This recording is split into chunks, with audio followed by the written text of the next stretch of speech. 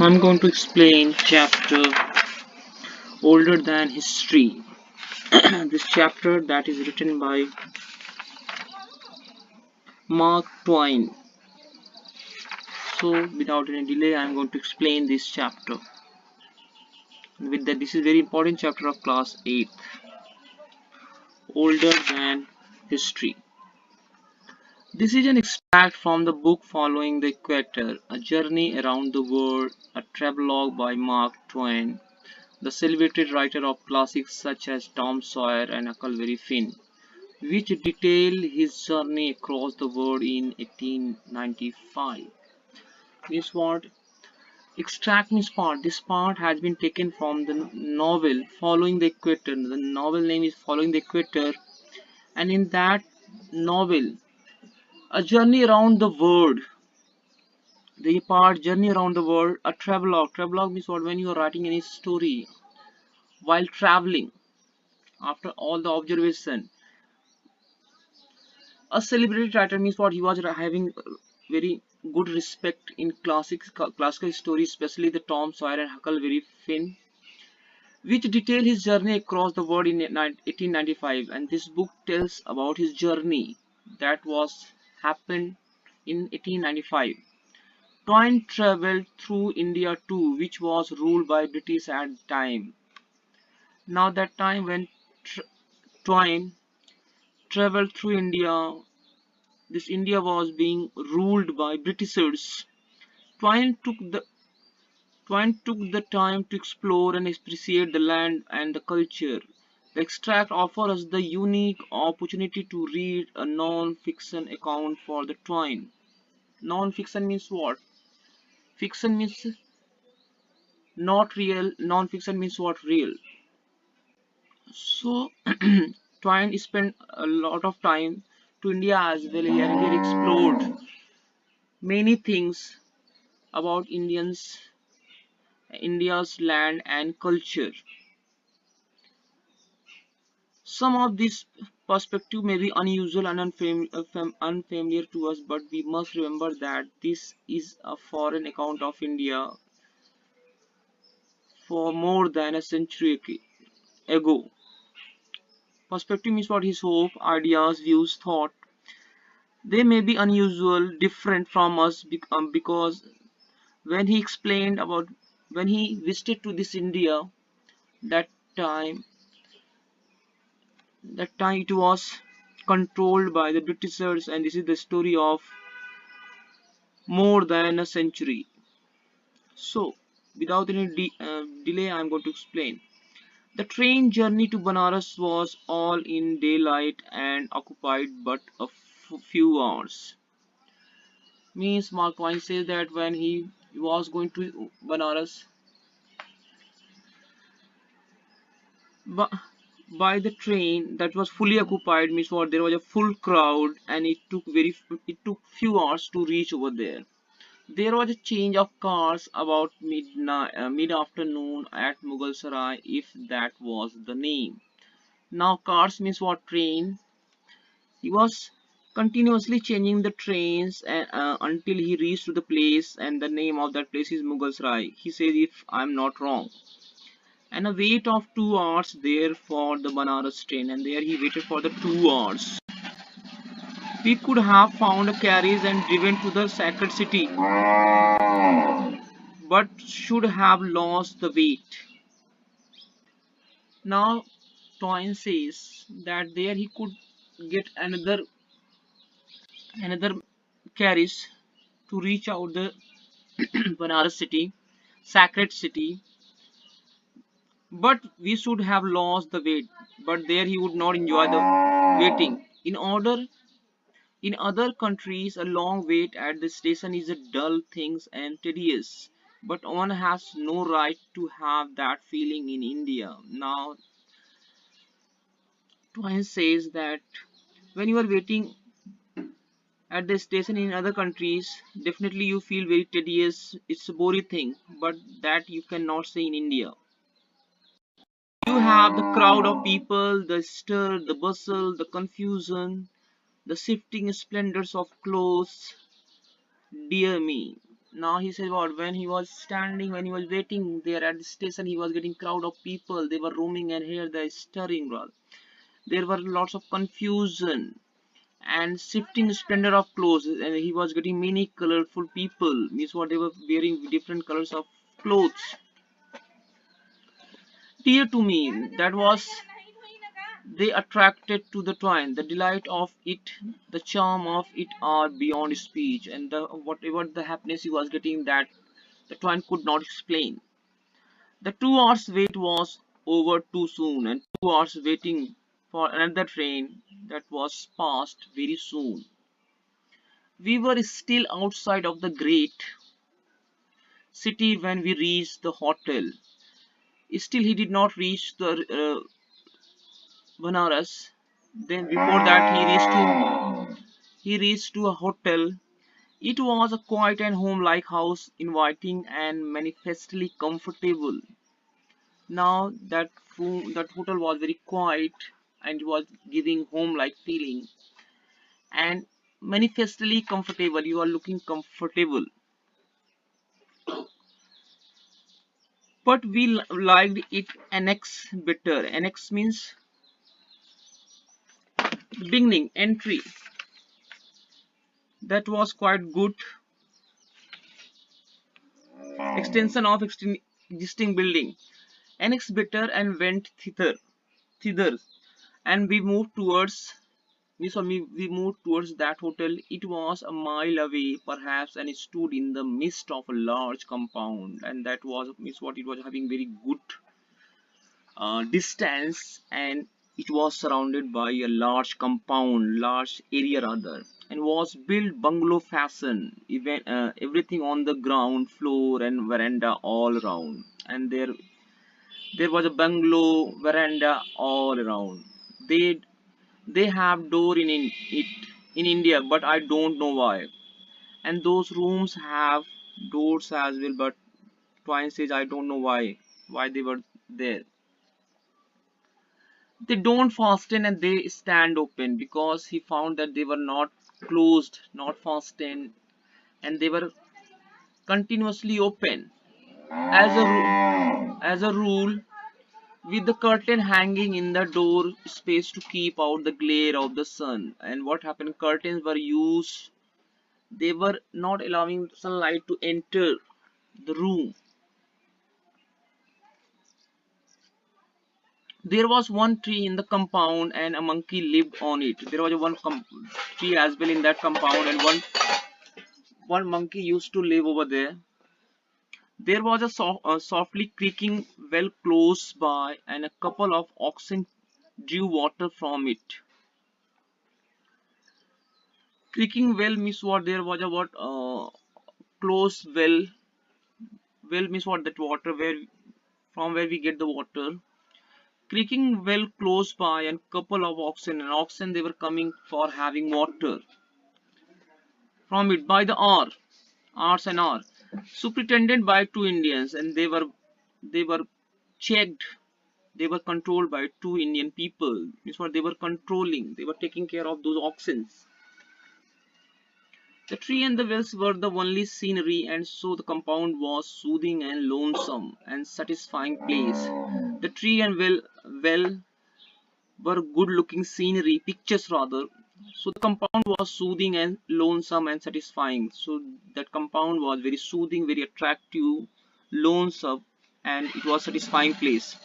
And very restful after so many activities. And he was feeling very relaxed after so many long journeys and many activities.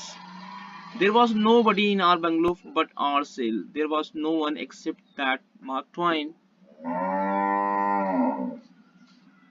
The other guests were in the next one, where the table d'hote was furnished. Table d'hote means a menu where multi-course meals are charged at a fixed price. Now other people, they were staying in the other rooms, and there he got you can say menu card. Means what, cards where many foods were mentioned with the fixed price. A body could not be home pleasantly situated. A body could not be more pleasantly situated. Means what? He was unable to get better than this place. He was very the Twain was very happy. Each room had the customary bath attached. Means what? Every room has bathroom. A room 10 or 12 feet square, and every room had the size of 10 or 12 square feet. With a roomy stone paved pit in it. There was one pit as well for having bath and abundance of water. In that pit there were good amount of water for having bath. Banaras was not a disappointment. It justified its reputation as a curiosity. It is a, it is on high ground and overhang a great curve of Ganges. Now, when he reached to the Banaras, he was not disappointed. Means what? That place was justifying its beauty. The way he was excited to know about it, and he found that the ground was quite high and it was surrounded by the grand curve of Ganges. It is a vast master building compactly cresting a hill. There were good numbers of buildings as well, and they all were made on a hill, and is cloven in all directions by an intricate confusion of street. Cloven means what? Divided, and those roads were divided into many complicated, means what? Difficult to understand streets. Tall same minarets and B-flag temples spires rise out of it and give it picturesqueness viewed from river. And there were many temples and having flag at the top of it, and they were giving a unique picture viewed from the rivers, and they could be seen from the rivers. Banaras is older than the history, older than tradition, older even than legend, and look twice as old as all of them put together. Now, Twain believes that Banaras is very old, even it is older than history, older than tradition, even it is older than the legend, means what? Stories which we hear from our old people. Even he believed that the Banaras is twice old than all these things. In Banaras, there are mosques, there are temples without numbers. There are many mosques as well, and temples. They are means what? They are many numbers. You cannot count them. Quaintly shaped. Quaintly means what? Perfectly shaped and elaborated, sculptured little stone temple crowd all the lanes, and they are perfectly built. And there you will get many crowd, good number of crowd. The Ganges itself and every individual drop of water in it are temple. Banaras is the sacredest of sacred cities. Even every drops of Ganga, they that according to the Twain, he believes that they are the temple. And Banaras is the sacredest of the all sacred cities. The moment you step across the sharply defined line which separate it from the rest of the globe. Now he said what? When the moment when you reach to the boundary area of Banaras, and when it separates other rest of the world from its, you stand upon ineffably and unspeakably holy ground.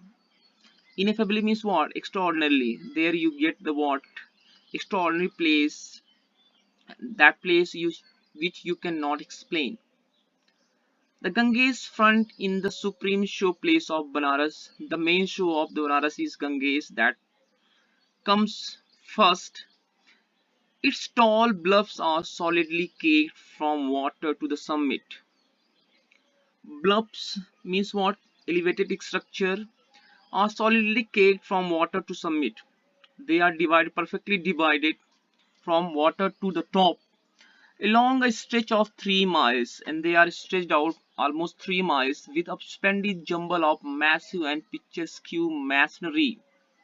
And there are many masonry works has been done, means what? Different buildings have been made with perfectly carved. A bewildering and beautiful confusion of is bewildering means what? When you are surprised, and beautiful confusion of stone platform. There you will get perfectly platform as well. Temples, stair flights, there are many stairs as well. Rich and stately palaces, they are grand, there are grand palaces as well. No, nowhere a break, nowhere a glimpse of bluff itself. Everywhere you will get a good picture wherever you see. All the long face of it is compactly walled from sight by this grand perspective of platform.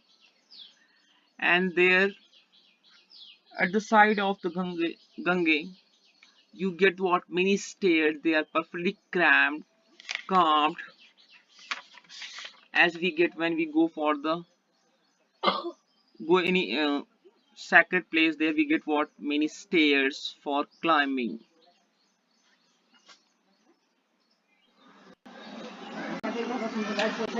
Soaring stairways means what? There are many stairs and they are quite high. They are present at very high place. Sculpture temples, majestic palaces softening away into the distances. There are many majestic palaces, means what? Good looking palaces, and they are quite looking very attractive from the distance. There is movement, motion, human life everywhere and brilliantly costumed. Means what? There you can get the movement, there you can get the human life everywhere and they are perfectly costumed. Means what? They are well dressed, having different colors clothes. They stream in rainbows up and down the lofty stairways and masked in the metaphorical flower garden. On the miles of great platform at the river's edge. Now, narrator says that people they come down and go up by using those stairs, and it seems that what there is a big garden. Metaphorical means what? That is not real, but it seems like that. There is a garden of flowers. On the miles of great platform at the river edge, at the edge of that Gange river, we made a usual trip up and down the river and seated in a chair under a awning on the deck of a usual commodious hand-propelled boat. Now, Twain, he came down by using those stairs, and then afterward he enjoyed boating as well by sitting at the deck. Awning is what? Having roof like a room, and that boat was quite spacious as well and controlled by the a man. That was hand propelled boat. We made it 2 or 3 times and could have made it with the increasing interest and enjoyment many times more. They enjoyed that boating 2 or 3 times and they wanted to enjoy more that because their interests were increasing. Means what? Twain and his company. For of course the palaces and temples would grow more and more beautiful every time one saw them, for that happens with all such things. And now the Twain says that what the temples and all the palaces they were becoming attractive again and again, more and more every time when he saw them. At the same time this was happening with everything. For ages and ages, India have had absolute faith that the water of Ganges was absolutely pure, could not be defiled by any contact whatsoever, and infallibly made pure and clean whatsoever things touched it. Now, Twain says that it is believed that the water of Ganges is quite pure, and if any polluted thing rather, when it comes in touch, even Gange make that things pure, whatever the thing that is. When we went to Agra, by and by, we happened there just in time to be in the at birth of the marvel. Now, Twain used road and he reached to the Agra. There he got the place. Miss what? That was the place of birth of marvel. A memorable scientific discovery, the discovery that in certain ways Gange water is the most poisoned purifier in the world, and it was sure that poison means what powerful, and it is believed that water of Ganges is the most powerful water which can purify anything in the world. This curious fact, as I have said, had just been added to the treasury of modern science, and this curious thing that has been added in the treasury of modern science means what is has been accepted by the scientists, means whatever the things come in contact with the water of Ganges, that things become pure without Gange lose its own quality.